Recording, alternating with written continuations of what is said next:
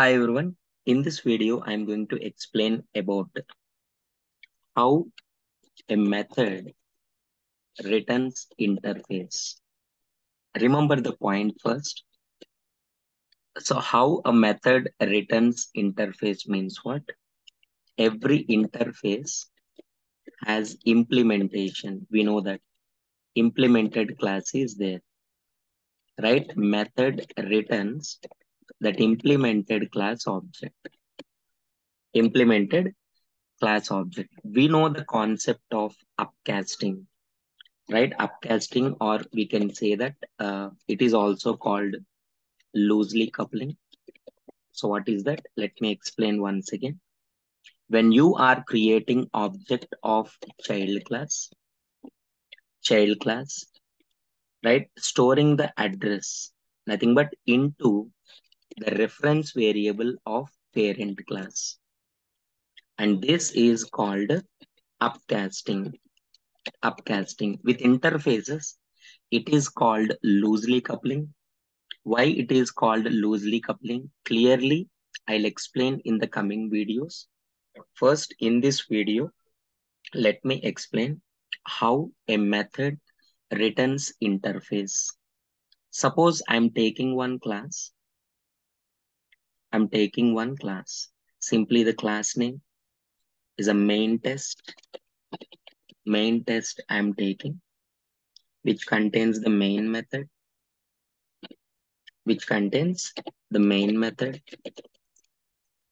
Now here, I'm defining one interface.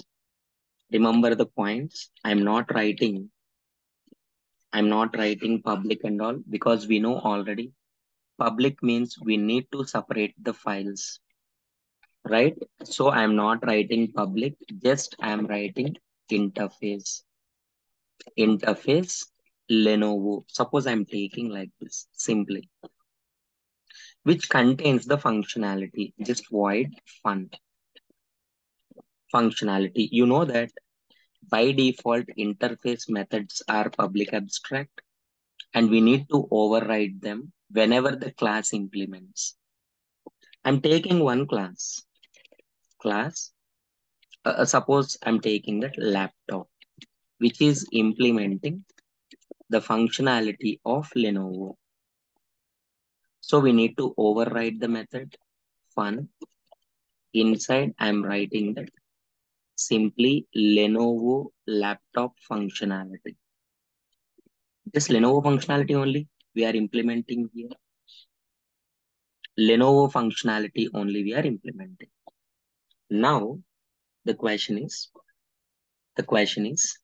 I'm just getting the laptop object, Lenovo object. I'm taking one class, whatever the class, just class. Class name simply I'm taking get. Class name is get. There is a method, simple method is a static get Lenovo. Method name is a get Lenovo, or just method name is a Lenovo object. Anything, both are same. Just meaningful names I'm giving. Look at this. Just meaningful names. Lenovo object is a method name, which is a static method. So how to call? Using the class name get dot Lenovo object. This is just calling. Consider now.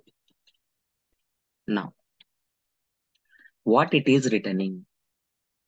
See, I'm creating object of laptop. Can you create object for Lenovo directly?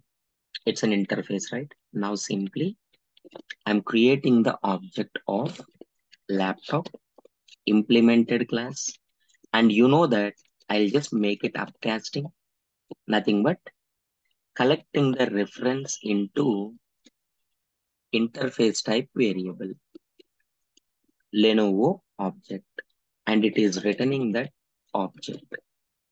Yes, you can define like this, because Laptop is implementing from Lenovo. So when you are creating object of laptop, you can give the reference variable as Lenovo, and it is returning that object. OBJ is a which type? Return type is a Lenovo type. This is a method is returning interface. A method is returning interface. Simple. So we are collecting into interface type variable Lenovo OBJ so that you can access the functionality. obj.fun. When you call fun, of course, it is laptop object only, but it is implementing from the Lenovo. So what is the advantage of writing the code like this?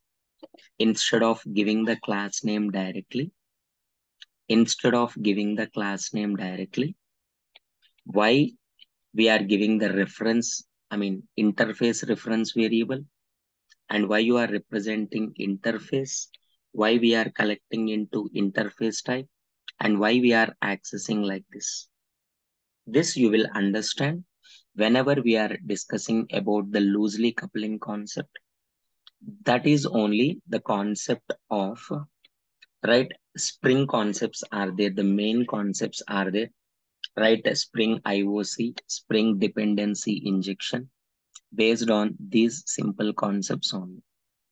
So practice, when you run this code, you will get the output is a Lenovo functionality is a output.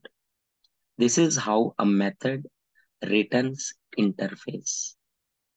Please practice everyone.